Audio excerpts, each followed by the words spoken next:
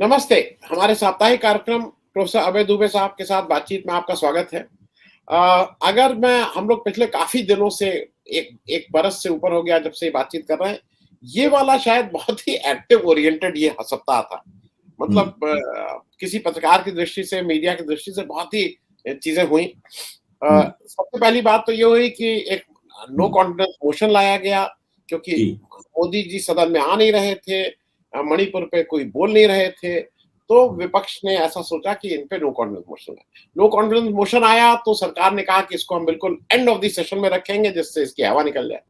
हुँ, बीच में कुछ ऐसा हो गया कि राहुल गांधी की सदस्यता वो हो गई, वो वापस आ गई, वो बहाल हो गई और वो फट-फट आ गए सदन में। हुँ, हुँ, खैर, मैं शुरू थोड़ा बीच से कर रहा हूँ प्रो साहब क्योंकि आगे-पीछे हुँ, का फिर हम लोग जोड़ लेंगे।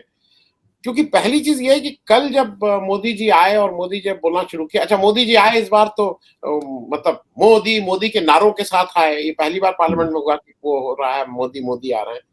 और मोदी जी आए और जब मोदी जी बोले तो डेढ़ घंटे तक उन्होंने मणिपुर का नाम ही नहीं लिया। वो केवल कांग्रेस और विपक्ष पे हमला करते रहे। हुँ, तो वहाँ से विपक्ष उठ के वॉकआउट किया। वॉकआउट करने के बाद मोदी जी फिर मणिपुर पे बोले, वो भी संक्षेप में बोले, 4-5 मिनट बोले और फिर वो वापस इस पे आ गए। मैं प्रश्न यहाँ से शुरू कर रहा हूँ कि क्या विपक्ष, क्योंकि दोनों पक्ष हैं, एक पक्ष कहता है कि वॉकआउट नहीं करना चाहिए था, एक पक्ष कहता है कि अगर वॉकआउट नहीं करते तो मोदी जी मणिपुर पे नहीं बोलते। थोड़ा यहीं से शुरू करते हैं कि ये मणिपुर पे पीएम का वक्तव्य इंपॉर्टेंट था, हालांकि उन्होंने उस तरह से बात नहीं की जैसी हम लोगों सबको उम्मीद थी कि वो एक डिटेल वक्तव्य देंगे। आनंद जी, मुझे और आपको इस बात पर गौर करना चाहिए कि आखिरकार इस अविश्वास प्रस्ताव को लाने के पीछे विपक्ष की मंशा क्या थी? उसकी एक फौरी हर राजनीतिक कदम की एक फौरी मंशा होती है और एक दूरगामी मंशा होती है। तो ये दोनों मंशाएँ इसकी क्या थीं? अगर ये साफ हो जाएगा, मेरे दिमाग में जो है वो मैं आपके सामने रखता हूँ। जी। मेरा मानना ये है कि विपक्ष मणिपुर के मुद्दे को राष्ट्रीय मुद्दा बनाना चाहता था। और वो एक बात भी ऐसी है, इसका राष्ट्रीय मुद्दा बनना भी चाहिए था।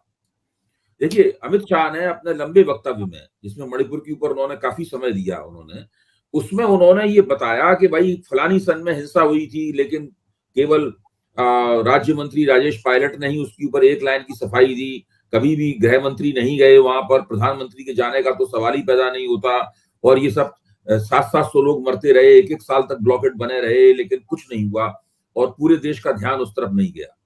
तो अगर लोकतंत्र की दृष्टि से देखा जाए और राष्ट्रीय एकता की दृष्टि से देखा जाए, मैं चुनावी जीत हार के हिसाब से नहीं बोल रहा हूँ। नहीं, जी, लोकतंत्र और राष्ट्रीय एकता की दृष्टि से देखा जाए तो ये जरूरी था कि उत्तर पूर्व की कोई समस्या, उत्तर पूर्व की कोई हिंसक वारदात, कोई ये एक राष्ट्रीय मुद्दा बने और देश के कोने कोने में इसकी ऊपर चर्चा हो। आज ये पहली बार हो रहा है कि देश के कोने कोने में मणिपुर और उत्तर पूर्व के ऊपर चर्चा हो रही है। यहाँ तक उत्तर प्रदेश विधानसभा में भी समाजवादी पार्टी के किसी बंदे ने इस सवाल को जी, उठा दिया जी, है। जी, तो मैं ये कह रहा हूं कि अब दक्षिण भारत क्या जानता है उत्तर पूर्व के बारे में, हरियाणा के लोग उत्तर पूर्व के बारे में क्या जानते हैं, उड़ीसा के लोग उत्तर पूर्व के बारे में क्या जानते हैं, उड़ीसा के लोग तो शायद कुछ जानते होंगे, लेकिन पंजाब के लोग उत्तर पूर्व के बारे में क्या जानते हैं? आज सब लोग जानते हैं उसके बारे में। और मणिपुर में राज्य सरकार ने और केंद्र सरकार ने मिलकर जो किया है, और मैं ये कहूंगा केंद्र सरकार के नेतृत्व में जो हुआ है उसके ऊपर मैं अभी आऊंगा। जी, जो जी, हमें अमित शाह ने रोशनी डाली है इसके ऊपर, उसी से जी, ये बात निकलती है। जी, वो उससे मणिपुर एक राष्ट्रीय मुद्दा बन गया है और ये भारतीय जनता पार्टी की प्रशासनिक और राजनीतिक विफलता का एक बहुत बड़ा प्रमाण है। ये भारतीय जनता पार्टी का जो राजनीतिक निकम्मापन, बहुत ही जबरदस्त किस्म की हेकड़ी, उसका प्रमाण है। अब देखिए, अमित शाह अपने वक्तव्य में कहते हैं कि 4 तारीख की घटना होने से पहले ही हमने मणिपुर के सारे बड़े अफसरों को बदल दिया था। यानी उस वक्त तक मणिपुर की जो राज्य सरकार थी वो ढक्कन हो चुकी थी। जी, वो केवल नाम मात्र के मुख्यमंत्री एन वीरेंद्र सिंह नाम मात्र के मुख्यमंत्री रह गए थे। चाहे गृह सचिव हो, चाहे पुलिस महानिदेशक हो, चाहे मुख्य सचिव हो, तीनों केंद्र द्वारा भेजे गए थे। अमित शाह के तीनों व्यक्ति वहां पे थे। इसका क्या मतलब हुआ?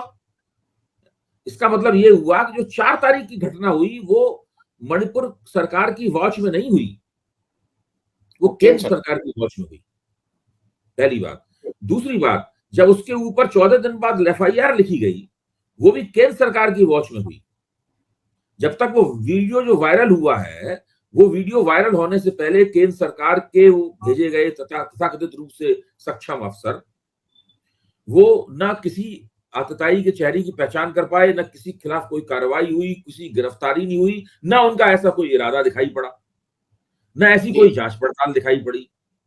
और मुख्यमंत्री की बात माने तो ऐसी बहुत सी घटनाएं वहां घटित हो रही थी। तो इसका सीधा मतलब है कि मणिपुर की इस घटना की इस दिल दहला देने वाली शर्मनाक घटना की जिम्मेदारी भी केंद्र सरकार की है। इसके ऊपर कोई कार्रवाई न करने की जिम्मेदारी भी केंद्र सरकार की है। एन वीरेंद्र सिंह तो एक छुटभैया है, उनकी इस मामले में कोई, हाँ भाई, केंद्रीय गृह मंत्री जा रहे हैं, वो 3 दिन रह रहे हैं, उसके बाद केंद्रीय गृह राज्य मंत्री जा रहे हैं, वो 13 या 20 दिन, कितने 23 दिन रह रहे हैं वहां पर, और कुछ भी नहीं हो रहा है। लगातार हिंसा जारी है, महिलाओं के साथ अपराध जारी है, महिलाओं के साथ बदसलूकी जारी है, यौन हिंसा जारी है, भाजपा के विधायकों की पिटाई जारी है। एक विधायक को तो इतना पीटा गया कि वो लकवा मार गया, वो अस्पताल में भर्ती है जी। और सब कुछ, मतलब, और हालत यह है कि जब राहुल गांधी वहां जाते हैं, चूड़चंद्रपुर जाते हैं, तो वहां पर उनसे कहा जाता है कुकी इलाके में जाएं तो फिर मैतेई अंगरक्षक ना ले जाएं, और मैतेई इलाके में जाएं तो कुकी अंगरक्षक नहीं होना चाहिए। मतलब ये हालत हो जाती है वहां पे। तो ये सब किसके नेतृत्व में हो रहा है, मतलब किसकी देखरेख में हो रहा है? ये केंद्र सरकार की देखरेख में हो रहा है। विपक्ष के अविश्वास प्रस्ताव की पहली और सबसे बड़ी उपलब्धि तो ये है कि उसने मणिपुर को एक राष्ट्रीय मुद्दा बनाया। दूसरा, उसने देश की जनता को ये बताया, उस अविश्वास प्रस्ताव के जरिए देश की जनता को, मीडिया को, हम सबको ये पता चला कि मणिपुर में जो हो रहा है वो राज्य सरकार के देखरेख में नहीं हो रहा है, वो केंद्र सरकार के देखरेख में हो रहा है। तो उसके लिए मुख्य अपराधी जो है वो मोदी सरकार है। एन बीरेन सिंह की सरकार के ऊपर अपराध मढ़ना तो क्या मढ़ना, वो तो एक सूबेदार है जो कि अक्षम साबित हुए।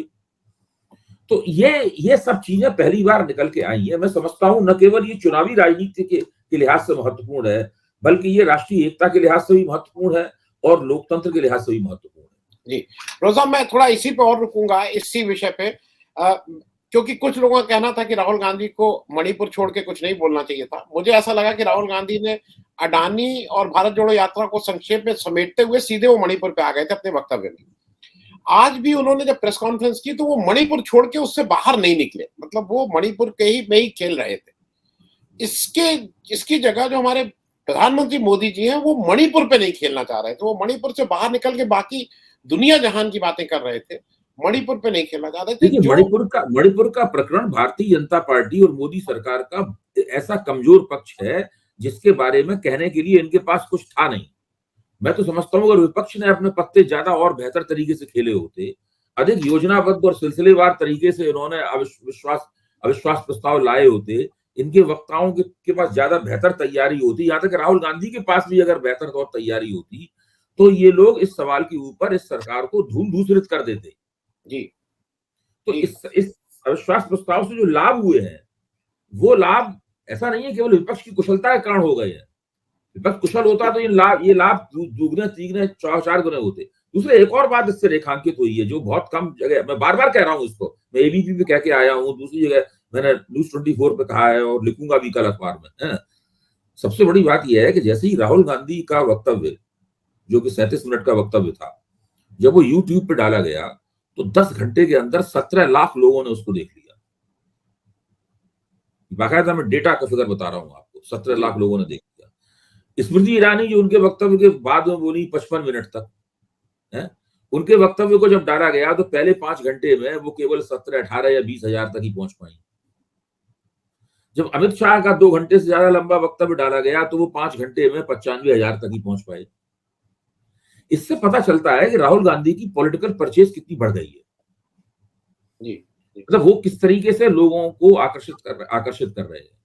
बहुत ऐसे महिलाओं की आपस में बातचीत होती है, भाई देखो हम तो बीजेपी समर्थन है लेकिन हम सुनना चाहते थे राहुल को। तो ये जो एक गई लोग, इसका मतलब है कि लोग एक नेता की तलाश में है। जी। अभी तक उन्हें मिला नहीं है नेता, मैं ये नहीं कह सकता हूँ नेता उन्हें मिल गया है, लेकिन लोग नेता की तलाश में, लोग टटोल रहे हैं। मैं बताता हूं कि नेता अगर मिल गया एक बार लोगों को, तो फिर जो पहले से नेता मौजूद है उसके लिए बड़ी मुश्किल हो जाएगी।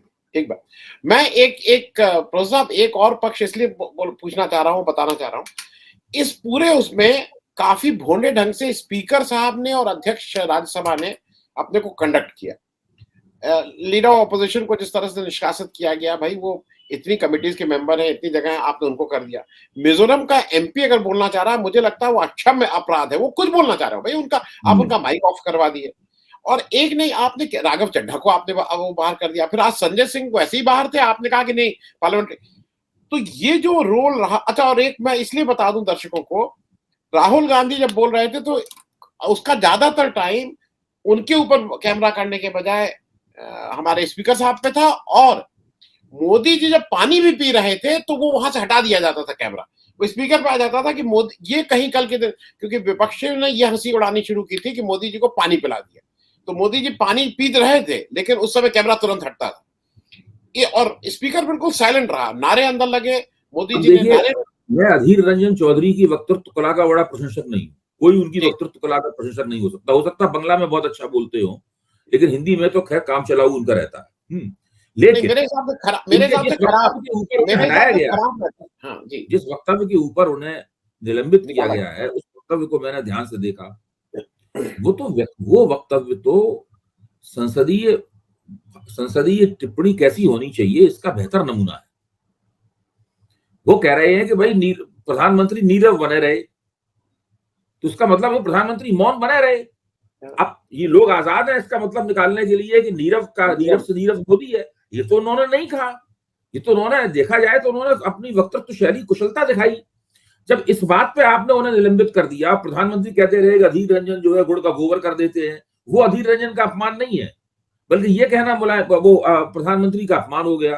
देखिए, इस सरकार ने संसद के अंदर बाहर सड़क पर सभी जगह सार्वजनिक जीवन में जो एक पॉलिटिकल लेवल प्लेइंग फील्ड होता है उसको पूरी तरीके से खत्म कर दिया है जी और उसने ऊंची जगह पे खुद जाके बैठ गई है और वहां से सारे मसले अपने चलाती है, और इस मामले में कोई संकोच नहीं है, कोई आंख का लिहाज नहीं है, कुछ नहीं है।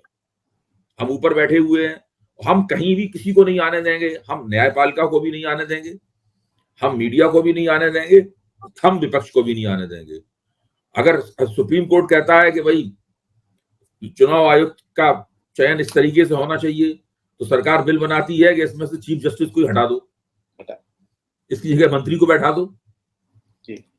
अगर सुप्रीम कोर्ट ये संविधान पीठ फैसला देती है कि भाई दिल्ली से चुनी हुई सरकार के अधिकारों को आप हनन नहीं कर सकते आप, तो फौरन अध्यादेश लाके उसको पलट दो, और जब अध्यादेश सुप्रीम कोर्ट में विचारार्थ स्वीकृत है तब तक उसको कानून बना दो। तो ये सब जो चल रहा है, सीधी बात है, निसंकोच कि जो राजनीतिक पॉलिटिकल लेवल प्लेइंग फील्ड सबके लिए उपलब्ध था भारत में, अब उपलब्ध इस सरकार के तहत नहीं रह गया है। तो ये स्थिति है। अब उसमें संसद में इनके पास नंबर्स भी कम है, संख्या भी कम है, टाइम भी कम मिलता है इनको। फिर दोनों जो पीठासीन अधिकारी हैं उनका अपना शैली है, इसकी आपने जिक्र किया, हम लोग कई बार इसके बारे में चर्चा भी कर चुके हैं। वो निष्पक्षता क्या चीज होती है वो बिल्कुल भूल ही चुके हैं पूरी तरीके से। मैं प्रो साहब एक चीज और, मुझे एक चीज नहीं आया, सुप्रीम कोर्ट ने जो अभी मणिपुर पे जो ऑर्डर किया डीजीपी को बुला के, तो वो उन्होंने 42 एसआईटी बनाई हैं, बाहर के डीआईजी होंगे सब, मतलब बिल्कुल एक तरह से कहें, अगर खराब शब्द यूज करें तो नंगा कर दिया है भाई कि आप कुछ नहीं कर सकते उसका। लेकिन उस सुप्रीम कोर्ट के जजमेंट का किसी ने बहुत कहीं प्रयोग नहीं किया, उसके बारे में नहीं बोला, ये टेक्निकली नहीं बोला गया, नहीं बोला गया राणा जी, उसके बारे में भी। इसीलिए तो मैं कह रहा हूँ विपक्ष ने बहुत अच्छी तैयारी नहीं की थी। नूह की घटना के बारे में नहीं बोला गया। राहुल गांधी ने थोड़ा जिक्र किया, असदुद्दीन ओवैसी ने कहा भाई आप अल्पसंख्यकों को निशाना बना रहे हैं, लेकिन नूह की घटना पे जो फोकस पड़ना चाहिए था वो नहीं किया। उसके बाद हाई कोर्ट ने जो हम नूह में इस तरह बुलडोजर चलाया गया उस पर कहा तो एथनिक क्लेंजिंग है जी, उसका भी कोई जिक्र नहीं किया गया उन्हें किया। तो ये मैं यहाँ इसलिए मानता हूं विपक्ष की इतनी तैयारी नहीं थी। गौरव गोगोई अच्छा बोले, लेकिन उत्तर पूर्व के एक बड़े नेता होने के बावजूद वो इस मसले पर फोकस देने में नाकाम रहे कि मणिपुर में जो हो रहा है उसकी जिम्मेदारी तो 3 तारीख से ही केंद्र सरकार की है। एन बीरेन सिंह के पीछे, एन बीरेन सिंह तो कोई अब बात उसका मतलब ही नहीं रहा, उनके पास तो कोई अधिकार भी नहीं थे। फिर विपक्ष इस बात का भी जवाब नहीं दिया अमित शाह की कि भाई मुख्यमंत्री को हम क्यों हटा दे, वो तो कोऑपरेट कर रहा था। जो धारा 356 है उसमें कोऑपरेट करने का सवाल नहीं है कुछ भी।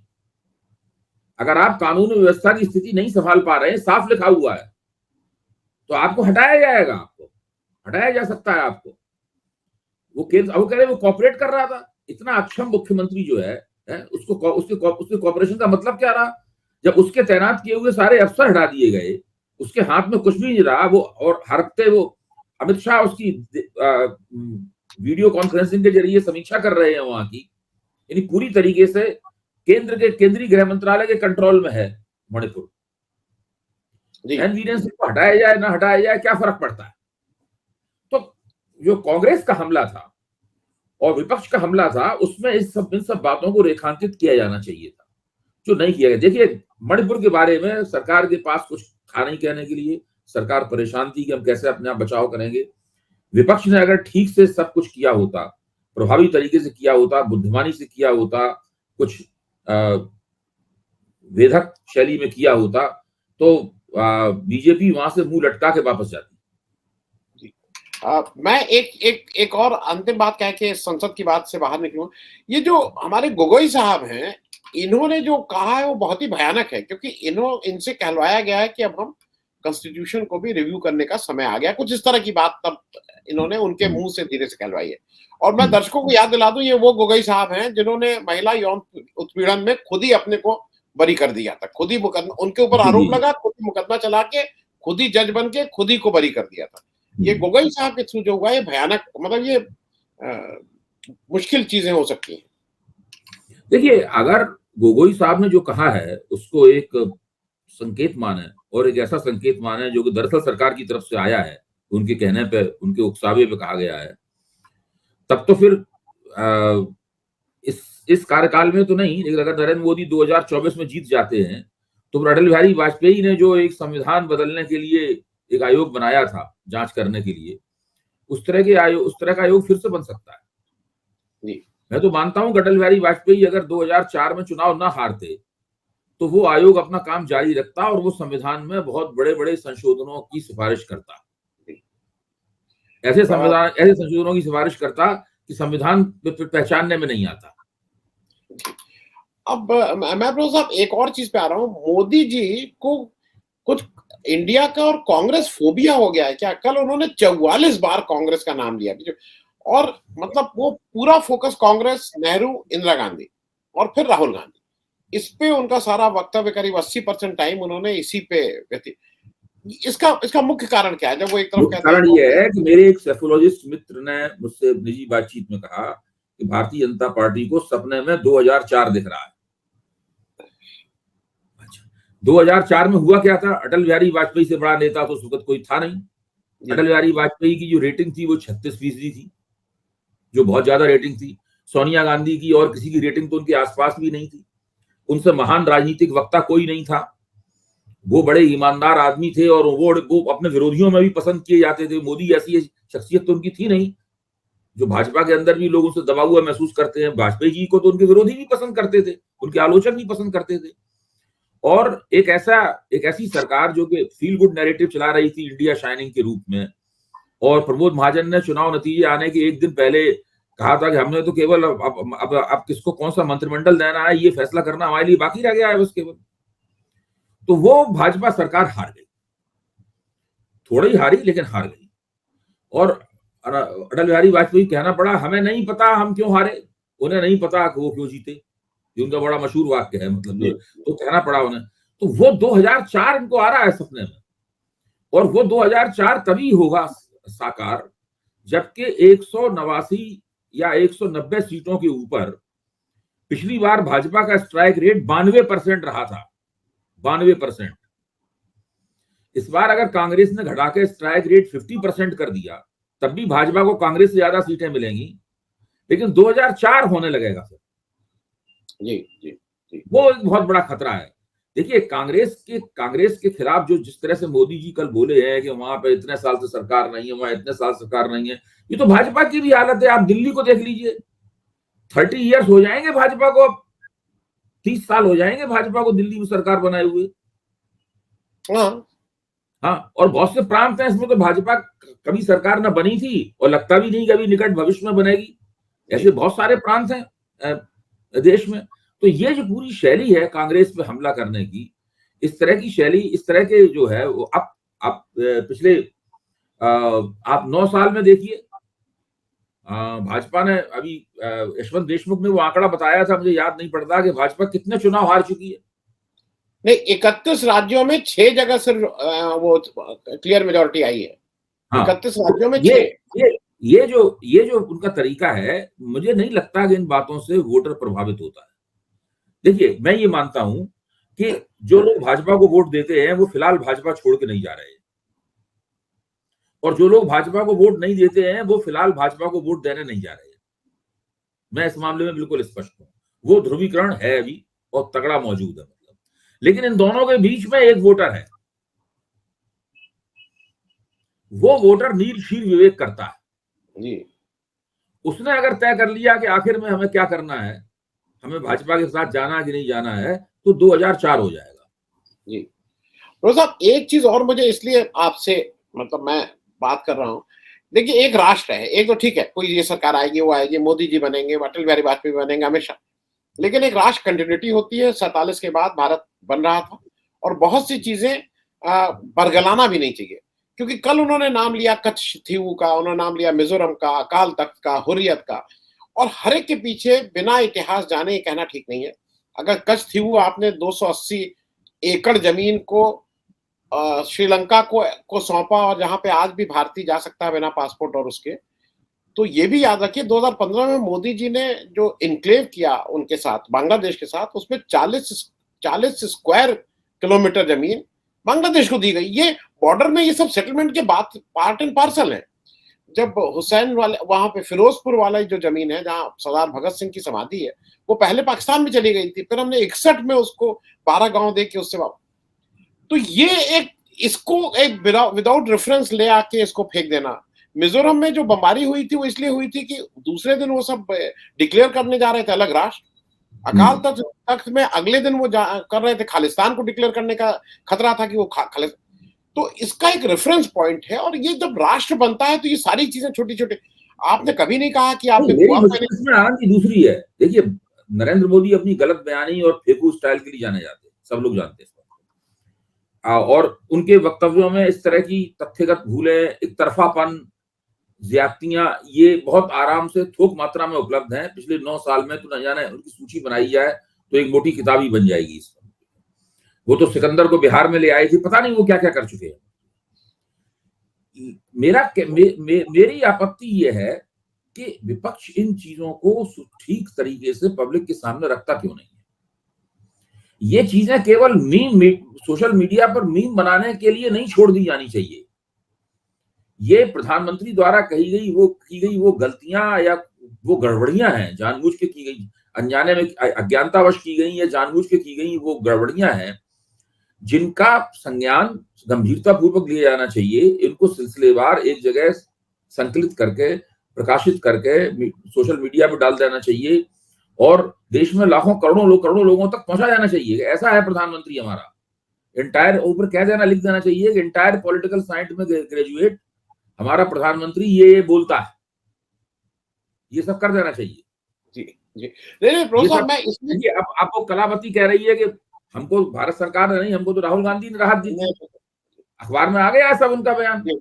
और उस सवाल के ऊपर एक वो अमित शाह के खिलाफ संसद में प्रस्ताव भी ले आए हैं कांग्रेसी। लेकिन मेरा कहना है कि सार्वजनिक जीवन में इन चीजों को, इन लोगों की गलतियों के एक श्वेत पत्र की तरह लाना चाहिए, बहुत जरूरी है। ये जब तक नहीं आएगा तब तक ये चीजें इतिहास में दर्ज नहीं हो पाएंगी। मैं प्रोफेसर साहब, मैं इसलिए कह रहा हूं कि कुछ चीजें, गोवा का एनेक्सेशन था, गोवा को एनेक्स किया, दमन दीव को किया, और सिक्किम वाला मुझे ठीक से याद है, सिक्किम एनेक्स किया गया था, लेकिन उसको बोला इसलिए नहीं जाता था, एक लोकतांत्रिक देश जो कहता है राइट, और वो धीरे से एक उसको एनेक्स करे। आज आप ये सब जब कर रहे हैं तो राष्ट्र के साथ कहीं ना कहीं धोखा। मैं एक अंतिम सवाल आपसे इसलिए पूछ ले रहा हूं कि ये भी एक इंपॉर्टेंट है, ये जो कुछ हुआ अभी, वो विपक्ष का इंडिया वर्सेस एनडीए में, ये राउंड किसके, आप कहते हैं ये किसके पक्ष में, या कौन ज्यादा भारी रहा? देखिए, मैं इसको इस तरह से नहीं मैं देखता हूं कि विपक्ष अपने मकसद में एक हद तक कामयाब रहा है। जो मैंने बताया किस तरह मणिपुर को राष्ट्रीय मुद्दा उसने बनाया है और भाजपा की विफलता को रेखांकित किया है। अभी बार बार संसद ही नहीं और भी बार बार इसे प्रेस कॉन्फ्रेंस की गई और तरीके से भी ये बात सामने आएगी। हम सब लोग लगातार इस बात को उठा ही रहे हैं। लेकिन भारतीय जनता पार्टी को इस मामले पर बच के निकल जाने का विपक्ष ने मौका दे दिया है थोड़ा। मतलब जिस खूबी के साथ में उनको आड़े हाथों लिया जाना चाहिए था, इनके पास बोलने के लिए कुछ ना बचता, ऐसा भी किया जा सकता था। मेरा मानना ये है जी, अगर मणिपुर पे ही फोकस रखा जाता मजबूती के साथ में, तो मणिपुर में ही इतनी दम थी इस मुद्दे में कि भारतीय जनता पार्टी इधर उधर की बातें करती रहती, उसके सामने बार बार कहा जाता तू इधर उधर की ना बात कर, बता के काफिला कहां लुटा। ये बात जोरदारी से इनके सामने कही जाती, तो कही गई, इसमें कोई शक नहीं है, लेकिन उसमें वो प्रभाव नहीं था जिसकी कम से कम मुझे जाती तौर पे उम्मीद थी। जी, नहीं, और मैं एक और चीज कहूँ, राज्यसभा में वो बिल तो पास हो गया दिल्ली वाला, लेकिन 131 102 मतलब विपक्ष भी 102 पे आया, रिस्पेक्टेबल फिगर थी। कभी भी नहीं देखिए, वो अगर भाजपा उस पर अपनी जीत जश्न मनाना चाहे तो मना ले, लेकिन अभी वो सब मसला सुप्रीम कोर्ट में है। देखिए, संविधान का जो बेसिक स्ट्रक्चर है, उस बेसिक स्ट्रक्चर की कसौटी पर वो कानून खरा उतरता है कि नहीं उतरता है, ये अभी सुप्रीम कोर्ट के जजों द्वारा देखा जाना बाकी है। ये अभी ये लोकतंत्र में और इस तरह की राजनीति में इस तरह की जीतें बड़ी अस्थायी होती हैं। जी, जी, जी, जी। नहीं, उससे मैं इसलिए भी कह रहा हूँ कि विपक्ष को एक जो ग्लू फैक्टर नहीं होता है, कम से कम बाइंडिंग फैक्टर उसका, इन सब चीजों से वो एक पटना के वास्ते जो प्रक्रिया चल रही है उसमें विपक्ष लगातार एकजुट है। अभी तो जैसे जयंत चौधरी ने भी कह दिया कि वो जाएंगे वहां पे, मुंबई जाएंगे, मुंबई जाएंगे। उनकी लगता है उनकी पटी नहीं इनसे, भाजपा उनसे कह रही थी कि आप विलय कर लीजिए अपना। हाँ, वो विलय कर लीजिए। आप अगर विलय कर लेते, मान लीजिए भाजपा की बात मान लेते, विलय कर लेते, तो क्या होता, एक तो चरण सिंह की विरासत और अजीत सिंह की विरासत को भाजपा खा जाती। दूसरे, पश्चिमी उत्तर प्रदेश में विपक्ष की सबसे बड़ी हस्ती सतपाल मलिक बन जाते। जी, सतपाल मलिक जिस तरीके से अपना ध्यान खींच रहे हैं सबका अपनी तरफ, उसके बाद तो जैसे ही भाजपा में जाते हैं जयंत, तो उसके बाद तो उनके लिए मैदान खुल जाता पूरी तरीके से। तो मेरे ख्याल से जयंत चौधरी ने इसके खिलाफ निर्णय लिया है, भाजपा से साझबाज करने के खिलाफ। मुझे एक चीज और लगती है, मैं अपनी बात कह के करूंगा कि ये थोड़ा भाजपा कुछ वो भी फैलवाती है। अब वो नया फैला रही है कि नीतीश कुमार को 200 सीटें हम लोग दे रहे हैं और कह रहे हैं 17 MP, और बातचीत चल रही है। तो अब ये कंफ्यूजन भी फैलाने का काम एक भाजपा पर्पसली करती है, ऐसा मुझे। ये सब तो चलता है, देखिए ये तो बार बार चलेगा और भी चलेगा ये। जी, ये जिसको डाइवर्जनरी टैक्सेस हैं जो मतलब जो है, ये सब तो चलेगी। इसको स्पिन, तरह तरह के स्पिन दिए जाएंगे। ये पूरा स्पिन है ना, जो राजस्थान में, ये भी एक स्पिन है। राजस्थान में ये हुआ, बंगाल में ये हुआ। अगर राजस्थान में ये हुआ होता, बंगाल में इतना गंभीर हुआ होता, तो गृह मंत्री मणिपुर इम्फाल जाने की बजाय जयपुर जाते, इम्फाल जाने की बजाय कलकत्ता जाते, और भारत के गृह राज्य मंत्री वहां जाते, वहां थोड़ा जाते। वहां पे देखिए, स्त्रियों के खिलाफ तो तरह तरह के जुल्म सितम भारत की धरती पर लगातार हो रहे हैं, और हम सब लोग उनसे दुखी हैं। उनके खिलाफ एक राष्ट्र में पूरा एक आक्रोश भी है। उसकी जितनी जल्दी वो बंद हो वो बेहतर है। उसके खिलाफ हम कंधे से कंधा मिला के, आवाज में आवाज मिला के हम लोग खड़े हुए हैं। लेकिन जो मणिपुर में हो रहा है वो तो अभूतपूर्व है। आपने स्त्रियों की बात कही, फिर से मेरा मन, ये जो एक मतलब इनको स्मृति ईरानी को ठीक लगा, वो इस फ्लाइंग किस का खाम खां का, मतलब इसको करने से उनका क्या फायदा हुआ, मुझे अभी भी नहीं समझ में। नहीं, वो ये बात आगे चलेगी भी नहीं। देखिए, इस तरह की बातें जो है ना, वो एक बहुत ही फौरी किस्म का सेंसेशन बन के रह जाती हैं, आगे नहीं चलती है बात। ये बात चलेगी भी नहीं। जी, बहुत बहुत धन्यवाद प्रसाद इस चर्चा के लिए। Thank you so much.